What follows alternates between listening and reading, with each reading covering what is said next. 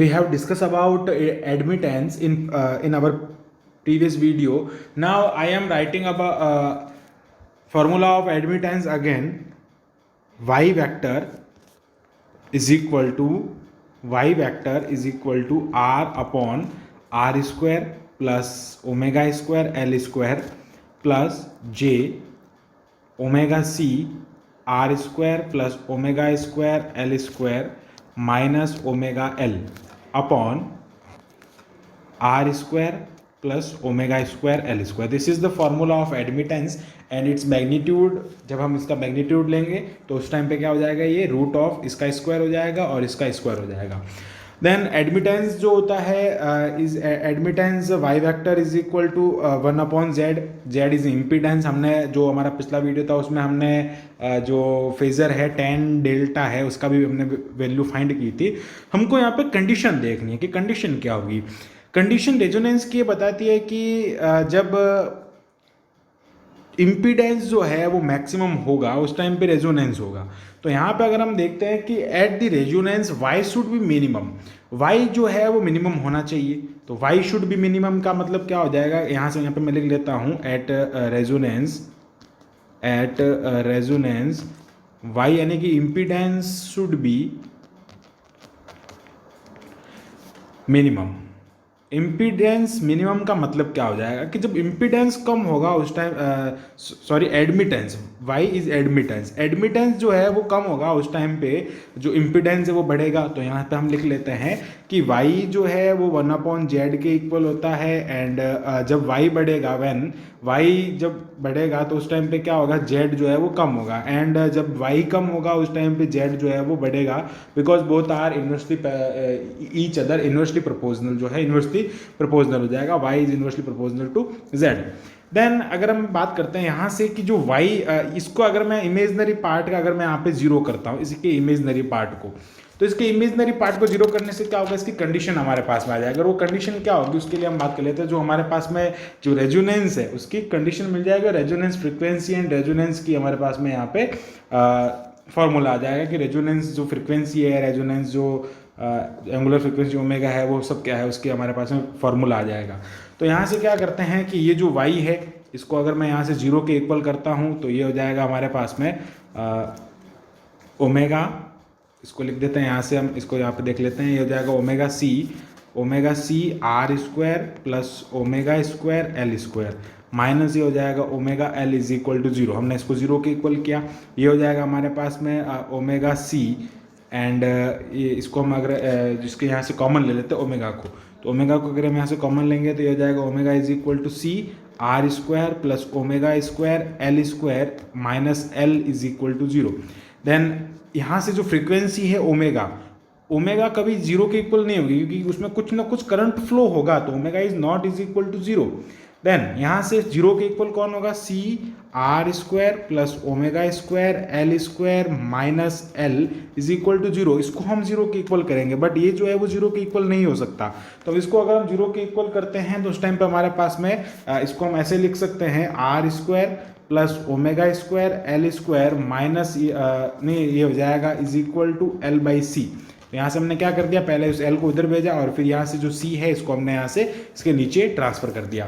Then ये हो जाएगा omega square L square is equal to L by C minus ये हो जाएगा R square.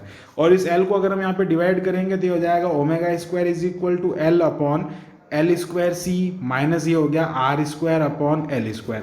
Then omega is equal to ये हो जाएगा यहाँ से एक एल कट हो जाएगा और ये हो जाएगा रूट ऑफ 1/LC माइनस ये 1/LC एंड माइनस हो जाएगा R square upon L square. ये हो जाएगी रेजोनेंस की हो जाएगा, इसको हम ओमेगा नॉट कह देते हैं. ये हो जाएगा एट रेजोनेंस कंडीशन हो जाएगा.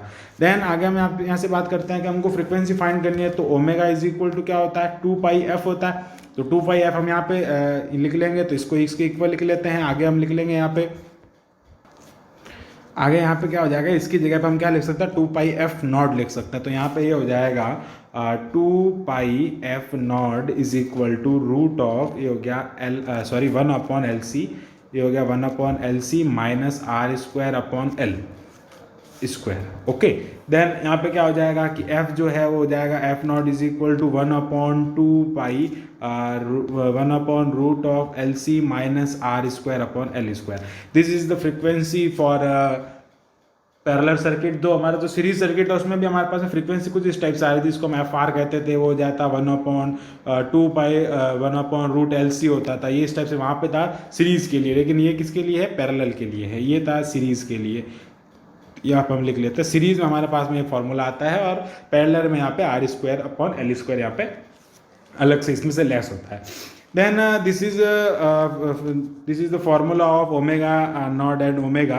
अब हम देखते हैं कि जो कंडीशन है ऑक्सिलेटरी मोशन के लिए, क्योंकि जो एक यहाँ से जो हमारे पास में जो एसी सर्किट है, जो एसी फ्रिक्वेंसी हम यहाँ पे यूज़ करते हैं, वो जो है एक ऑक्सिलेटरी मोशन कराते हैं एलसीआर पैरेलल। जो ऑक्सिलेटर है, जो दोलित्र हम कहते हैं, एलसीआर दोलित्र में, तो वहाँ पे अगर हमको ये जो जब कोई कंडीशन फाइंड करनी होती है, तो for oscillatory motion frequency should be, जो फ्रीक्वेंसी है हमारी, frequency should be greater than 0 for, यहाँ पे लिख लेते हैं आगे, फॉर ऑस्किलेटरी, फॉर ऑस्किलेटरी। तो इसके लिए ऑक्सिलेटरी के लिए जो हमारे पास में कंडीशन होनी चाहिए वो क्या होनी चाहिए? Omega naught should be omega naught should be greater than 0। तो ओमेगा नॉट की वैल्यू क्या हो जाएगी? ये हो गई हमारे पास में root of L by C minus R square upon L square. Then इसको हमारे पास में जो कंडीशन है वो अप्लाई कर लेते हैं, तो omega not is greater than 0, then ये हो जाएगा one by root of L C minus R square upon L square is equal to 0, और इसको हम ऐसे लिख देंगे 1/LC is equal to R square upon ये हो जाएगा एल स्क्वायर। ओके, तो यहाँ से क्या हो जाएगा, सॉरी इक्वल टू नहीं होगा, यहाँ से ये सारा क्या होगा? ग्रेटर देन होगा यहाँ से, सॉरी।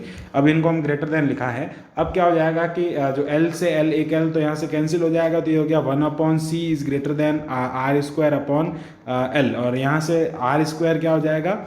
ये हो गया L by C is greater than R square, then root of L by C is greater than are.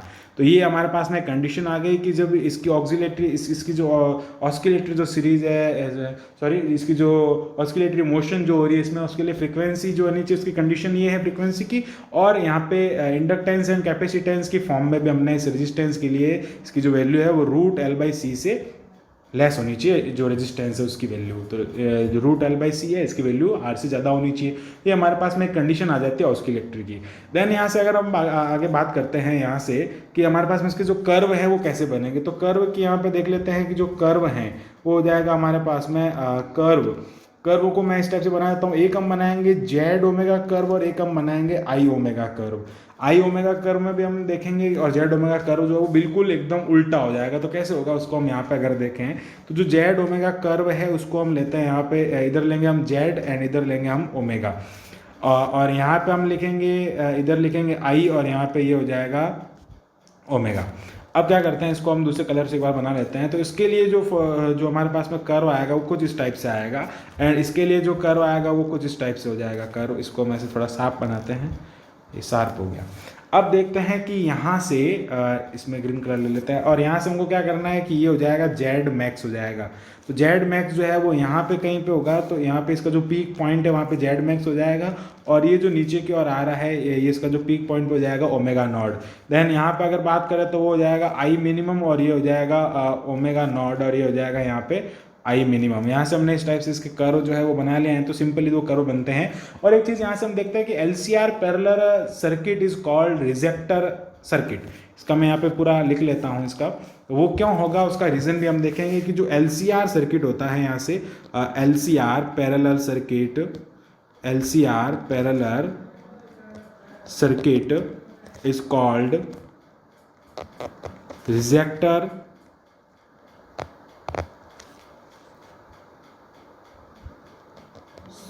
Circuit.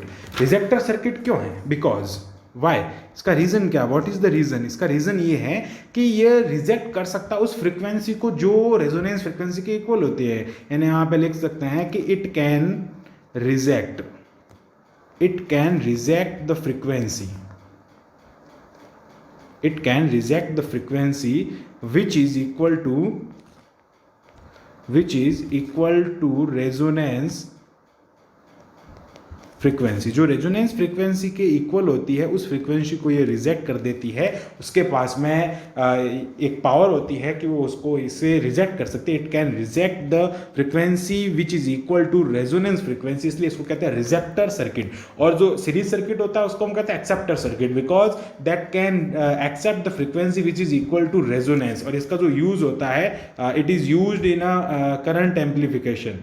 जो करंट एम्पलीफिकेशन होता है, धारा का प्रवर्धन होता है, करंट एम्पलीफिकेशन, उसमें जो होता है इसका यूज होता है। और उसमें हम क्या करते हैं कि आई जो होता है उसको क्वालिटी फैक्टर से अगर मल्टीप्लाई करते हैं तो वो हमारे पास में आई का एक पीक पॉइंट होता है, उसके इक्वल आता है। तो करंट के एम्पलीफिकेशन में इसका यूज होता है जो पैरेलल सीरीज सर्किट है। So thanks for watching this video, keep watching MS Maths and subscribe the channel MS Maths।